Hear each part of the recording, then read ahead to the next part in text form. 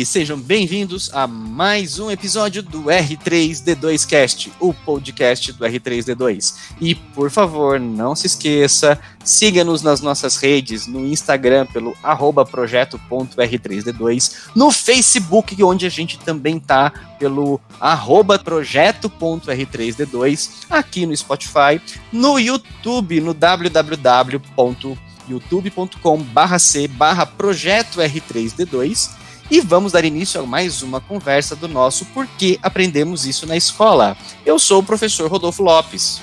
Olá, eu sou a professora Rosê Garcia. Hoje a gente vai tentar responder por que aprendemos química na escola. Então a gente vai dar as nossas boas-vindas para Ana Carolina Boni e para Thaís Boni. Sim, elas são irmãs! Sejam bem-vindas, meninas! Gente, e eu vou começar apresentando a Ana Carolina. A Ana é graduada em licenciatura em Química e mestre em Bioquímica e Biotecnologia pela Unesp de Araraquara, além de especialista em cosméticos naturais, orgânicos, veganos e sustentáveis, gente!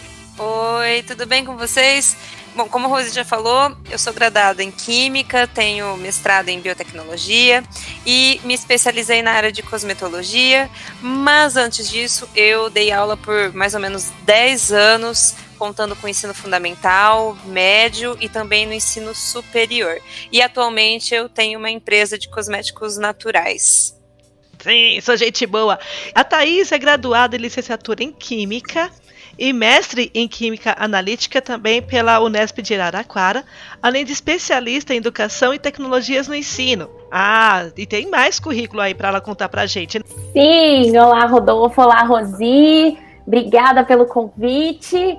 E sim, eu dou aula há 13 anos já, né? E eu já fiz de tudo na vida já. Eu já trabalhei na indústria alimentícia, na indústria de óleos e lubrificantes, eu já trabalhei com tingimento, né, em indústria de vestuário. Eu quis saber todas as áreas ali e a docência me laçou, né? Então eu fui me dedicar a ser professora integralmente. E atualmente eu sou autônoma, eu trabalho com aula particular e uma página de divulgação de química no Instagram. Novamente o R3D2 na sua missão de trazer pessoas reais, né, que saibam falar sobre educação e, mais do que isso, a aplicabilidade disso no dia a dia, minha gente. E olha só, né, Rosi, hoje a gente pode falar que o R3D2 une famílias, porque nós temos, né, um exemplo aí da Irmandade Química para poder conversar com a gente. Quando a gente fala em química, não tem jeito, né, Rô? Eu sempre lembro daquela música do Renato Russo, né? Ah, naquela canção que ele odeia tudo, só gosta de educação sexual e odeia química. E aí eu já vou começar pegando esse gancho, Rosi, para poder falar com a Ana e com a Thaís, né? Já que o Renato Russo cantava que eu odeio química, Ana e Thaís, vocês acham que as pessoas realmente odeiam química? Ou, de repente, que o pessoal desconhece a química para poder dizer uma coisa horrorosa dessas? Bom, eu acho que, na verdade, as pessoas, elas... Quando você fala em química, a primeira coisa que eu escuto, nossa, mas você é louca. Né? Por quê? Porque só pensa na conta, só pensa em decorar a tabela periódica, né? Quem nunca decorou aquela frase, Bela Magrela casou-se com o senhor Barão Ratão, né? Então, tipo, não existe mais isso hoje, né? Por que eu vou ficar decorando a família do oxigênio, 7 porquinhos? Não tem nada a ver os 7 porquinhos com nada, né? Ficou claro que a Brahma imita a Antártica, também não é isso. Então, é o seguinte, as pessoas, elas esquecem que tem química em tudo que é canto. Se você olha, por exemplo, tá chovendo agora, se você olhar para o céu, tem um arco-íris. Por que tem um arco-íris no céu? São leis de química e física que estão atuando lá. O que está acontecendo para ter um arco-íris? Tem gotículas de água, né? Então, por que você toma um remédio, esse remédio faz um determinado efeito no seu organismo? Por que quando você cozinha, você vai fazer o açúcar é um pozinho, quando você põe no fogo ele vira uma calda de caramelo? Ninguém para pensar em como a química pode ser prazerosa, né? E como eu amo comida, eu sempre penso na química quando eu tô cozinhando. Então é uma coisa bem, né? E puxando a sardinha pro meu lado, tudo que a gente usa de cosmético, por que tem uma certa ação, né, no nosso rosto, por exemplo? Por que a gente faz aquele estica as rugas, né? Então, por que tira a ruga na hora, né? Você vê aquele sorriso assim congelado eternamente? porque você tem propriedades químicas ali, né? Você tem reações químicas acontecendo. E aí as pessoas, elas esquecem de olhar o lado bom da química, elas só olham naquela parte que você faz bomba e que você tem que fazer conta na escola. Todo mundo fala de química, falou de reação, né? Bendita da estequiometria. Então, o que realmente falta mesmo é o conhecimento do que é química. Eu acho que tem as pessoas que não conhecem e tem as pessoas que conhecem, porém, todavia, contudo, na escola, elas tiveram uma metodologia de ensino muito engessada, que era aquela que você fica sentado na carteira ouvindo o professor realmente a te incentivar a decorar a tabela periódica e aprender a fazer regra de 3, né? Porque todo mundo brinca que químico só resolve tudo com regra de 3, né? E não é bem assim. E a gente sabe como o desempenho do professor em sala de aula reflete na sua preferência, né? Por uma determinada matéria, uma determinada área da ciência, né? Então eu acho que muitos que falam que não gostam, eles ou não aprenderam direito ou nunca pararam para refletir na presença que a química tem na nossa vida. Eu sempre falo nas aulas iniciais para 9º ou 1º ano do médio que nós somos feitos de nhoque, né? Que é o N de nitrogênio, H de hidrogênio, O de oxigênio e C de carbono, que são componentes essenciais do nosso organismo, pele, cabelo. Nós somos mais de 70% água, não é isso? Né? A gente ingere vitaminas, a gente precisa de sais minerais e nós somos formados por química. O nosso ato de respirar é um processo, é uma reação química. Boa parte do desenvolvimento da tecnologia, ela é dada pela química. Por exemplo, as baterias de íon lítio, essas baterias mais resistentes, né? Nós temos projetos aí que o pessoal está estudando carregar a bateria de celular somente com a luz solar, até a própria resolução da tela, que a gente usa compostos de transição. Então, ela está muito mais presente na nossa vida do que somente na tabela periódica que a gente fica decorando. E nas fórmulas, né? PV, NRT, né? Por você nunca rezei tanto. Hoje li na cama Robinson Crusoe em francês, até hoje, gente. Maravilhoso. Até hoje eu me lembro, assim, que realmente são dicas e são questões que são bacanas de gente aprender a matéria, né? Então, quando a gente não tem um bom professor, a gente realmente fica só nessa parte, né, do senso comum e popular, que diz que químicos são retratados geralmente como típicos cientistas malucos. Você acha que essa imagem afasta os estudantes ou atrai mais para conhecer a química? Então, depende muito do ponto de vista. Bom, eu, falando por mim, né, eu sou uma professora aqui no laboratório, assim, eu acabo explodindo algumas coisas às vezes, né? Então, por exemplo, quando a gente trabalha com sódio metálico, a galera vai à loucura quando você coloca um pouquinho a mais de sódio e você explode o frasco, né? Então, tem a parte boa e tem a parte ruim. Então, vou começar falando um pouquinho sobre a parte ruim. A gente tem um fenótipo de que químico, que nem você falou, é maquiavélico, só faz coisas ruins, só faz bomba, né? Então, eu tenho até que agradecer aquela série do Breaking Bad por mostrar que químicos só fazem explosivos e metanfetamina. Inclusive, eu já fui indagada várias vezes na sala de aula. Professora, você faz igual aquele cara lá daquela série que vai pro meio do mato, você vai ali na Mata Atlântica com um carro, fica de calcinha e sutiã para fazer metanfetamina para não sentir o cheiro depois na roupa? Né? Então olha só que eu sou obrigada a escutar, né? Ou então eu chego dentro da sala de aula, professora, quando que a gente vai aprender a fazer explosivo? Né? Professora, como que faz drogas? Então, tipo, eles só não perguntam como que faz alguma coisa legal. Professora, como que eu posso fazer um medicamento para salvar a humanidade? Isso ninguém me pergunta. Então, tem um lado ruim, que sempre quando você fala em química, as pessoas atribuem a alguma coisa muito ruim, alguma coisa gerada para o mal. Mas tem aquele lado bom, onde você consegue instigar os estudantes. E aí eu volto para o laboratório também, quando você fala dos líquidos coloridos, das explosões e de planos, podem até ser maquiavélicos, mas que você faz ali para o entendimento do aluno. Às vezes, quando você está falando ali de uma reação de estequiometria, de uma reação de óxido-redução, o aluno ele não entende o que está acontecendo ali na teoria. Aí você pega esses alunos, você leva para o laboratório e você faz, por exemplo, a chuva de ouro, que é uma reação de precipitação. Você tem dois líquidos incolores que quando você mistura, você gera uma reação de precipitação e é como se fosse uma chuva dourada que acontece dentro do Erlenmeyer. Então, aquilo para os alunos é uma coisa fantástica. Você vê a reação de um metal né, do sódio metálico, por exemplo, do lítio metálico com água, é uma reação explosiva. Eles adoram ver. Então, por que tem essa propriedade, né? Então você fala, olha, esse lítio é o mesmo que está dentro da bateria do seu celular, só que de um jeito diferente, né? Se apresentando de uma forma diferente, falando quimicamente. Então você tem toda essa questão de explicar, mostrando para os alunos o que realmente está acontecendo. Então, nesse lado, você apresentar um químico com líquidos coloridos, fazendo explosões, fazendo ali reações químicas, mostrando de uma forma mais lúdica, você consegue mostrar o lado bom da química, você consegue fazer com que o aluno tenha um entendimento. Então, por exemplo, para mostrar modelo atômico, eu cheguei a usar gominhas dentro da sala de aula para montar átomos, montar moléculas para os alunos. Então você separa a gominha por cor, cada cor é um átomo, e você consegue mostrar uma molécula do modo tridimensional. Desenhando na lousa, o aluno não entende. Então você consegue mostrar o lado lúdico da química, né? Então nem sempre essa questão aí do vilão, né, ela não é tão assim mal vista, porque você pode se aproveitar dessa imagem e falar, tá bom, já que eu sou uma cientista maluca, vamos fazer experimentos malucos e vocês vão conseguir entender o que eu tô querendo explicar. Então, assim, tem dois lados da história, né? Então, basta a gente ter um jeitinho aí para conseguir trazer isso pro lado lúdico, tentar mostrar para as pessoas que o cientista maluco consegue agregar conhecimento. Eu vou insistir ainda um pouquinho mais nessa brincadeira aí, nessa vibe do cientista maluco. E aí eu vou pedir para a Thaís, como é que você considera, de repente, a aprendizagem de química com ou sem as práticas e os experimentos em laboratório na escola? Funciona? A química funciona de maneira diferente quando vai para o laboratório? O laboratório ele é um divisor de águas, acho, até na aceitação dos alunos da disciplina.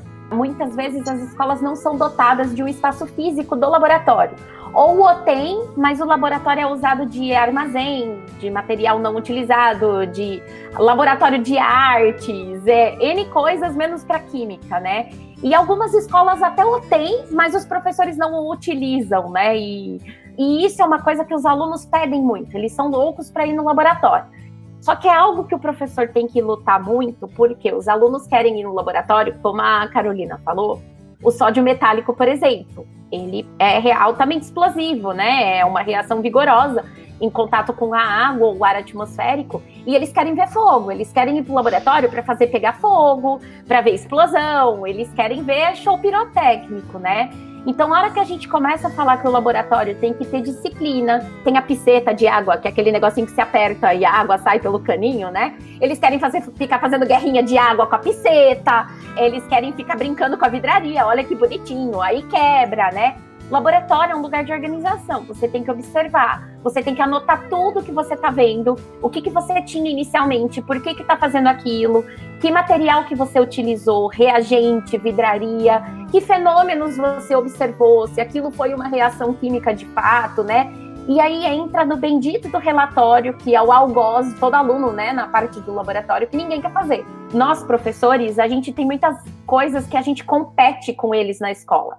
Então, eu uso muito o lúdico e o dinamismo, e até para incentivar a própria criatividade, tornar o aluno protagonista, para fazer com que eles pensem, com que deixe de ser aquele aprendizado que ele só ouve, e vai aprender fazendo exercício e tudo mais, né?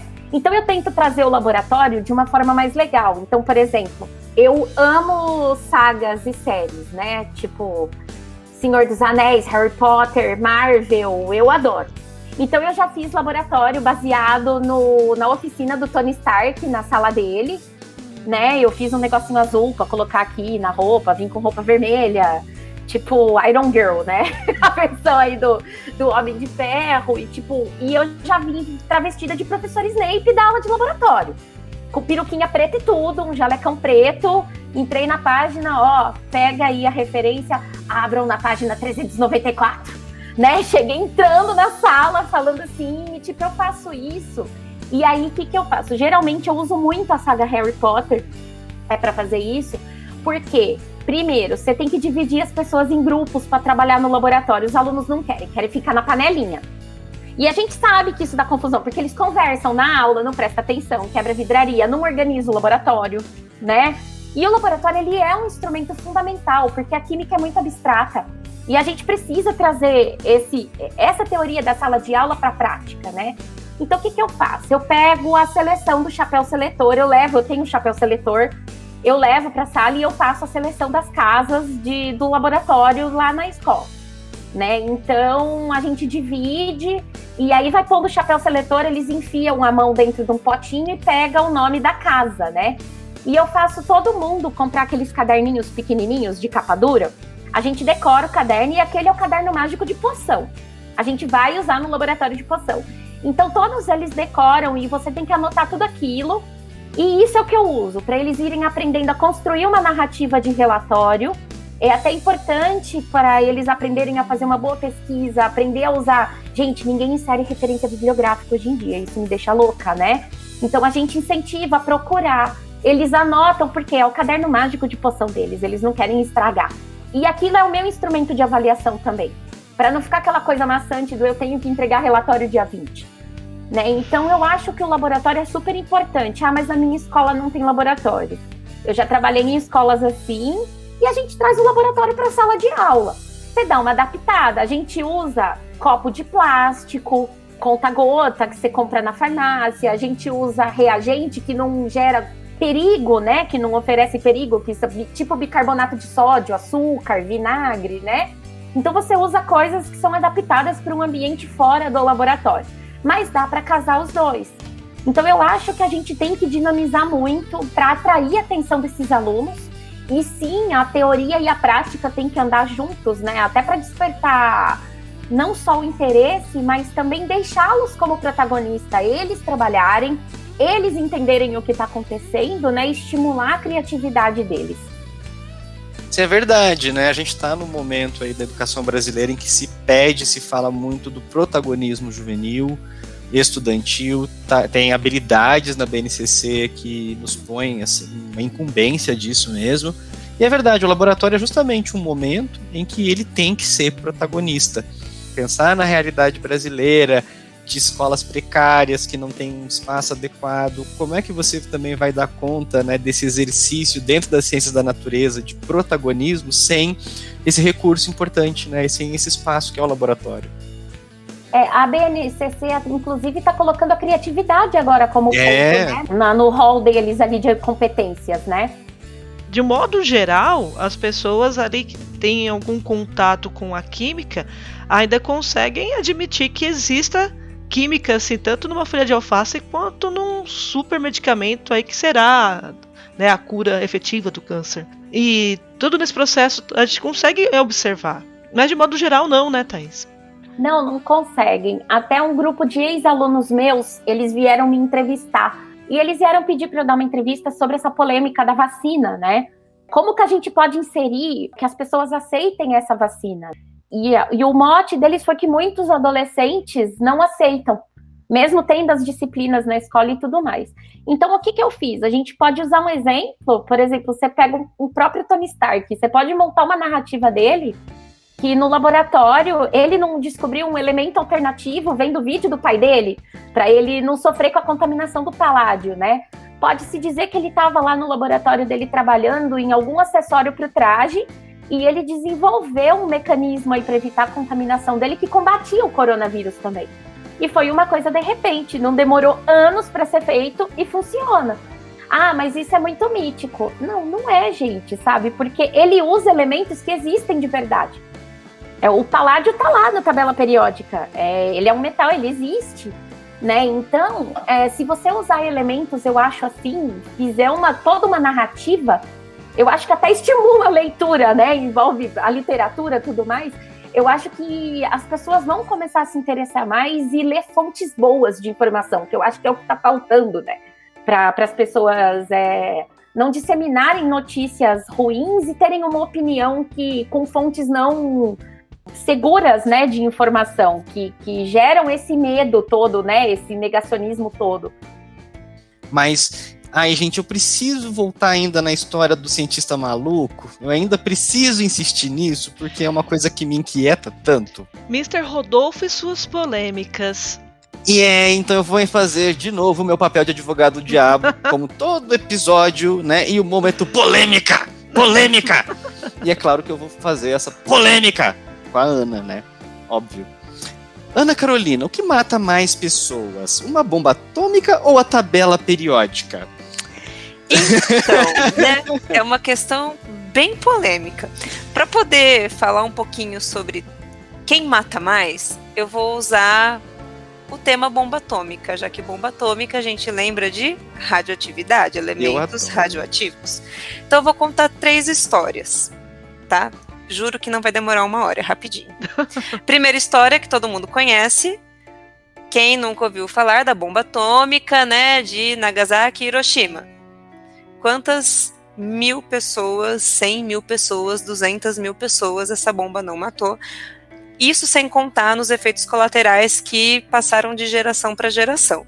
Então, se você fala de bomba atômica, com certeza matou mais de 200 mil pessoas, fora as que tiveram queimaduras gravíssimas por causa da radiação, e as outras que tiveram sequelas, como mutação genética, né, gerando câncer e que pode ter sido passado de geração para geração. Falando não de bomba atômica, mas de radioatividade, vou colocar mais uma história, 4. Chernobyl. Então, por que é que nós tivemos o acidente de Chernobyl? Foi um acidente? Não, não foi um acidente. Foi falta de conhecimento. Então, as pessoas quiseram, digamos assim, exigir um pouco mais dos átomos de urânio do que eles poderiam agregar, né? Então, fizeram com que a reação no gerador ficasse descontrolada.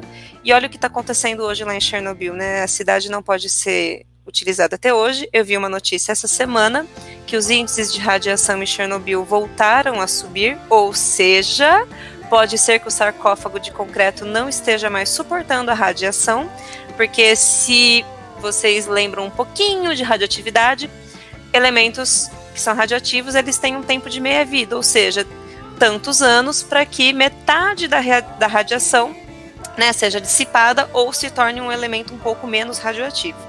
Então, erro humano, falta de conhecimento. Aí é ponto para a tabela periódica, falta de conhecimento sobre os elementos químicos e as suas propriedades. Tem um caso que muita gente não conhece, mas que ocorreu aqui no Brasil, foi em 87, que foi o caso do césio-137. É um isótopo radioativo do césio, e ele era usado para tomografia, para esse tipo de análise, né? Então, uma máquina de marcador radioativo para fazer exames. Esse isótopo ele foi descartado de modo errado em um lixão em Goiânia. Uma menininha foi no lixão catar lixo, catar reciclado com a família, que era muito pobre, e ela achou esse tambor que abriu, né? De algum jeito esse tambor foi aberto e um pozinho verde brilhante. Olha só, uma criança vendo um pozinho verde brilhante. O que a criança fez? Adivinhem? Passou pelo corpo inteiro, todo mundo levou para casa, passou para a família, para o coleguinha do lado, uma vizinhança toda, um bairro todo. A menina, por todos os esforços que tentaram, né, mobilização, não teve como salvar essa menina por conta da radiação. Ela sofreu queimaduras de 3º grau, fora aí todos os outros problemas de saúde que ela teve. Ela morreu em algumas horas, né, então, tipo, um dia.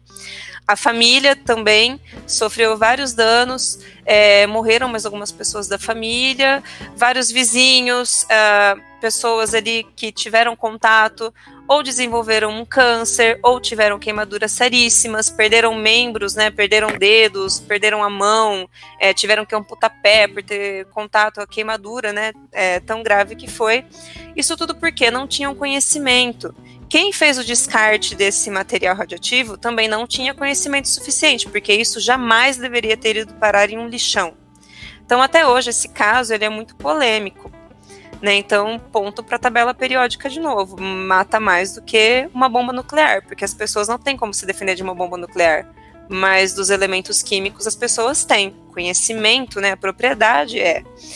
E aí um outro caso que muita gente desconhece são referência também em guerra. A Marie Curie e a sua filha, a Irene Curie, elas desenvolveram um aparelho portátil de radiografia que foi levado na forma de vários carros, né, para a área de guerra, para que pudessem ser tiradas radiografias dos soldados ali que sofriam ferimentos graves, para que eles pudessem ser tratados. Então, isso quase ninguém conhece. E tudo se deve ao estudo dos elementos radioativos.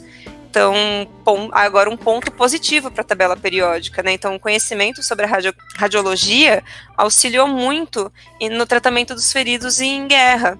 Só que quase ninguém fala, né, conta essa parte em que os pequenos Curies, que eram os carros, que foram levados para o campo de batalha, inclusive a Irene e a própria Marie Curie estiveram em campo de batalha para auxiliar nos cuidados. Então, o conhecimento sobre os elementos químicos, ele pode salvar muitas vidas, mas também pode matar muito mais do que uma bomba atômica, por exemplo, que é uma coisa pontual. Dependendo de onde você lança uma bomba atômica, você não mata ninguém. Se você jogar ali no Alasca, algum lugar ali deserto, né, ali que é só gelo, que não tem a população, você pode deixar uma área toda isolada radioativamente, mas você pode não matar ninguém. Agora, um acidente nuclear, a nuvem de radiação se espalhou por mais de 100 quilômetros, ela chegou na França. E aí, como que você faz com isso, né? Falta de conhecimento. Um outro caso aí também é a extração de mercúrio, né? Então, extração de ouro, na verdade, né? Que eles usam o mercúrio, porque é o único metal que reage com o ouro, para saber se é pirita ou mercúrio. Quantas pessoas não morreram por intoxicação com o mercúrio para poder ter o ouro ali, para poder vender, né? E nem eram eles os grandes beneficiados com a venda. Então, a falta de conhecimento aí eu acho que pode matar muito mais. Então, tabela periódica aí é essencial para o conhecimento de uma pessoa. Você não precisa decorar a tabela periódica. Você precisa entender o sentido da tabela periódica, por que é que ela está lá, por que nós temos esse arranjo da tabela periódica. Então, você entender que numa coluna, né, você tem ali elementos que têm certas propriedades, isso pode te auxiliar muito, isso daí pode salvar vidas, como também pode matar muita gente.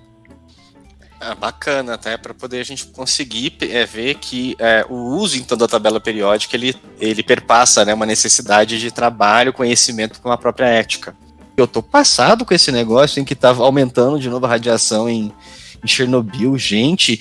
Eles trocaram há pouco tempo, eles recobriram aquele sarcófago de concreto com um novo, né? E foi 2000 e pouco, menos de 10 anos, assim, é recente. E estimava-se que iam durar entre 100 e 200 anos, né? Mas realmente os níveis de radiação estão aumentando e eles não sabem a origem, se vem de alguma defasagem do sarcófago ou se é algum outro ponto de contaminação que pode ter na cidade de Pripyat ali ou na floresta adjacente, né? Agora, um fato curioso, só para quebrar um pouco esse clima mais tenso, né, sobre a radioatividade, por que Napoleão pode ter perdido a guerra? Não venham com frases sórdidas, tá? Porque tem uma outra explicação. Tem um livro que chama Os Botões de Napoleão. Na época, né, não existia zíper, botão de plástico, né, essas coisas que nós temos hoje em dia.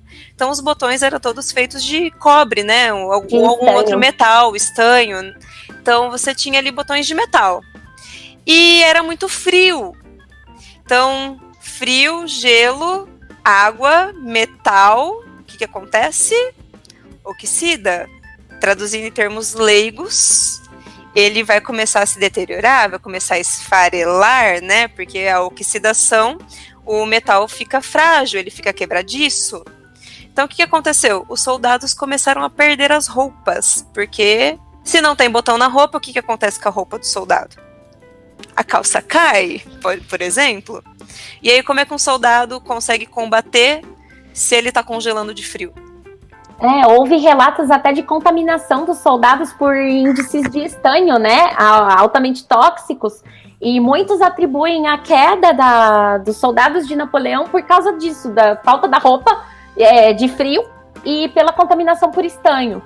Olha só, e vou aproveitar também e passar uma dica sobre a Marie Curie, né, que é um filme excelente, o Radioatividade, que está na Netflix, e ele mostra bem essa parte sobre como a Marie e sua filha conseguiram auxiliar bastante em relação à radiologia, né? Então, vocês que estão aí ouvindo, é um filme extremamente bacana para nós entendermos todo esse processo, inclusive das figuras femininas na ciência, do quanto a Marie teve que lutar para ser reconhecida e ter o seu lugar ali na ciência para poder fazer os seus experimentos.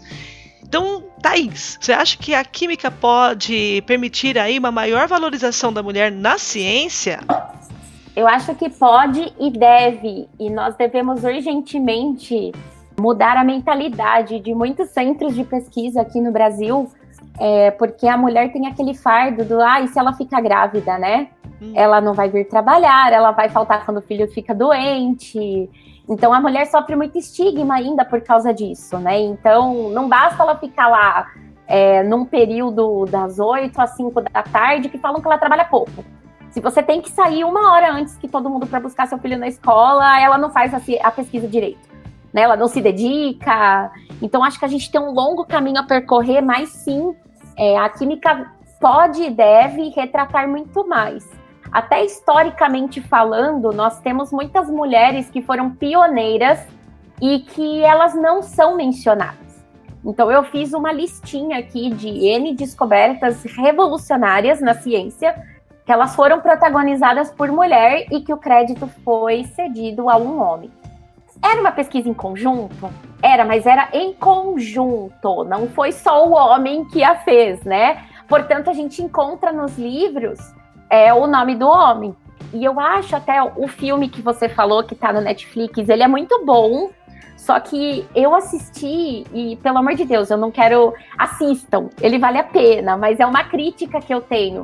Eu acho que eles fizeram a Marie muito afetada nesse filme. Eu acho que ela gritava muito, sabe? Tipo, eu não vou fazer isso porque eu não quero, sabe? Eu não sei. Ela não era assim.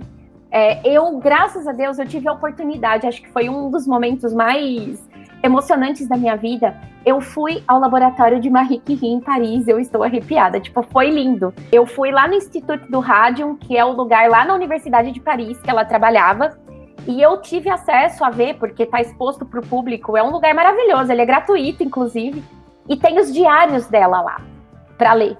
Né? E curiosidade, eles estão confinados em caixas de chumbo com vidros grossos e um espaço de vácuo, porque o material que ela trabalhava tem altos índices de radioatividade ainda.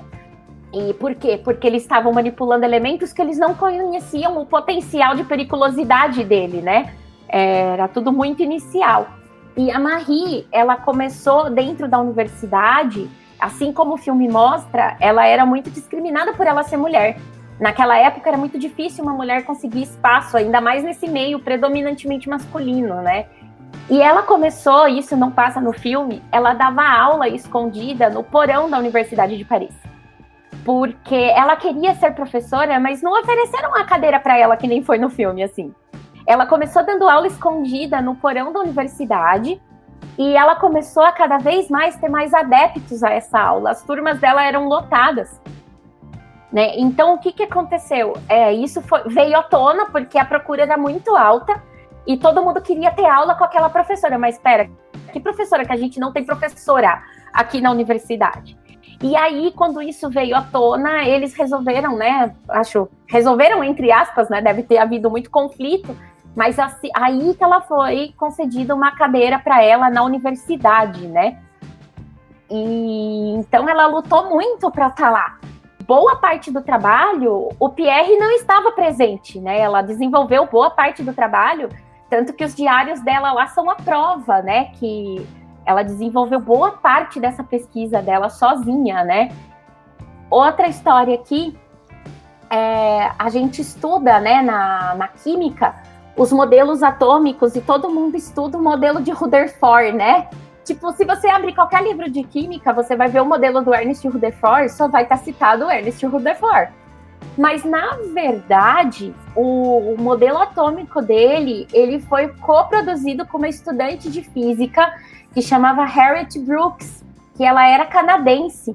E em 1901, os dois mostraram, né, que a emanação, que seria um ponto de partida de um átomo, tudo difundia-se como um gás pesado, né? E isso indicou que um novo elemento poderia ser produzido durante um processo de decaimento radioativo. E foi daí que eles foram criando hipóteses e que chegou no modelo atômico que o Rutherford propôs, né? Que é aquele lá do alfa, beta, gama, das partículas que desviam, atravessam a folha de ouro e tal, né? Mas teve a participação dessa canadense, e ela não é citada em nenhum livro. Vocês podem abrir inclusive livro de ensino superior. E o Rutherford, quando publicou o artigo dele, ele também não colocou o nome dela. Né? Só te cortando um pouquinho nessa coisa do Rutherford não ter citado ela, né? Eu volto um pouco para Marie Curie, porque quando o prêmio Nobel, né, de física foi concedido, ele não foi concedido para Marie, ele foi concedido para o Pierre e para o Becquerel.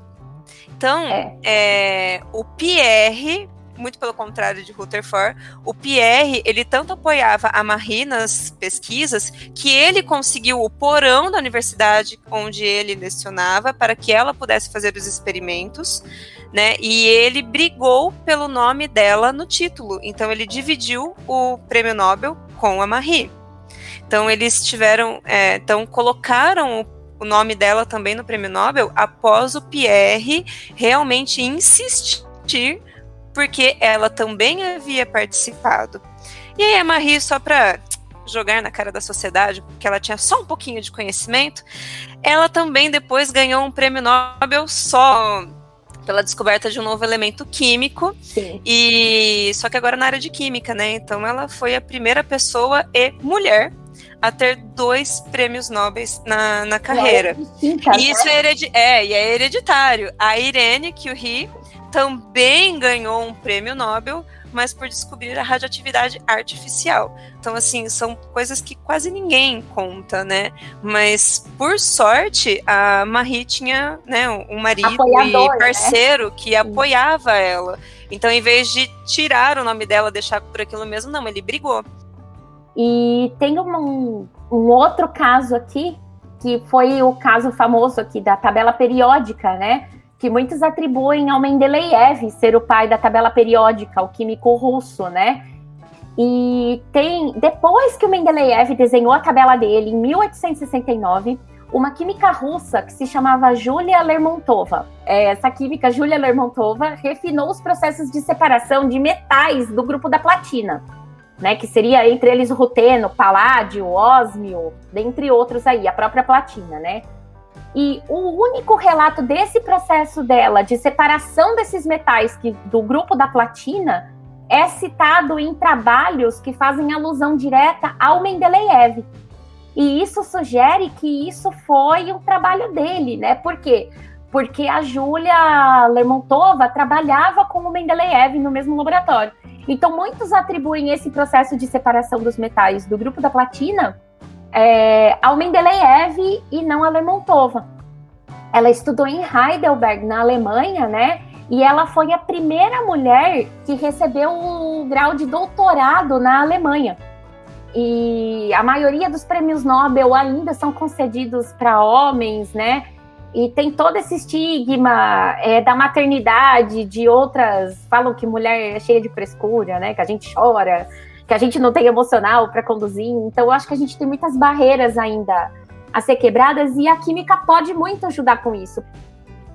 E, meninas, para poder chegar ao final da nossa conversa, que já está no finalzinho, a gente não pode deixar de fazer a nossa clássica pergunta, que a gente quer ver a visão de vocês sobre isso mesmo. Então, o que é química para vocês? Bom, química... É meio difícil você perguntar o que é química para um químico, que é a paixão, né? A profissão da pessoa. Mas eu acho que química é o sentido da vida, na verdade. Como a Thaís citou no começo, a nossa própria respiração, né, é química. Então, o nosso organismo, ele é química pura, né? Então, por que a gente come e se transforma em energia, né? Quantas reações não acontecem? Por que a gente pensa, né? Os neurônios, né? As sinapses, o que está acontecendo? São reações químicas.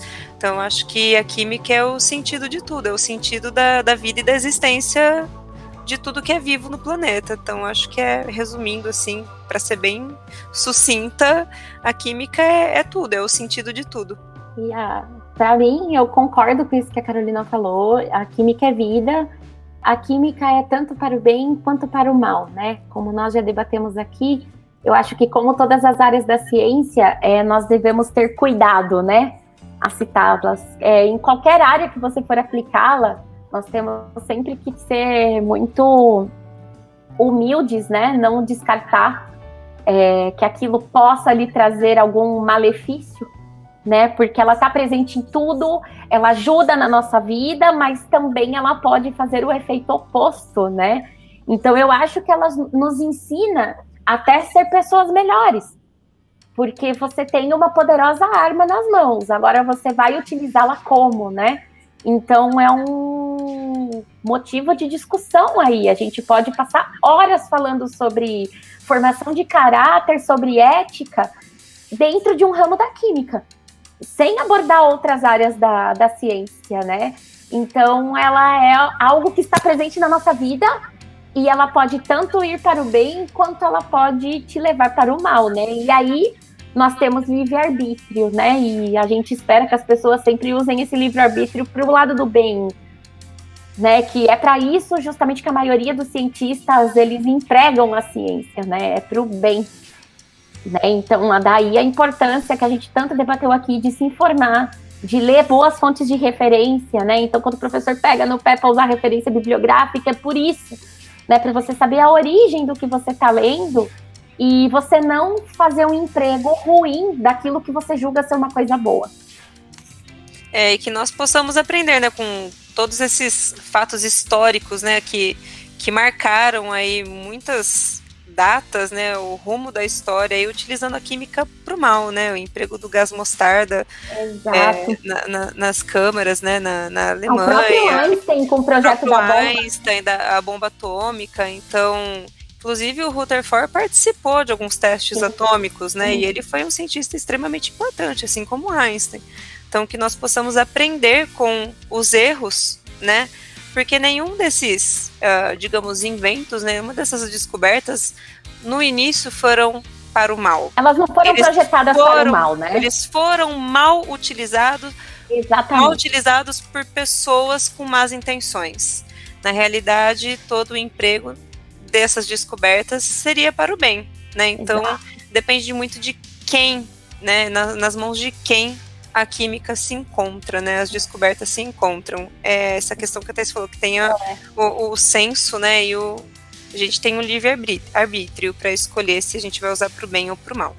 E eu vou pedir para as meninas deixarem os contatos das empresas, da página do Instagram, para esse público, porque esse serviço maravilhoso que elas fazem não pode parar só por aqui no podcast.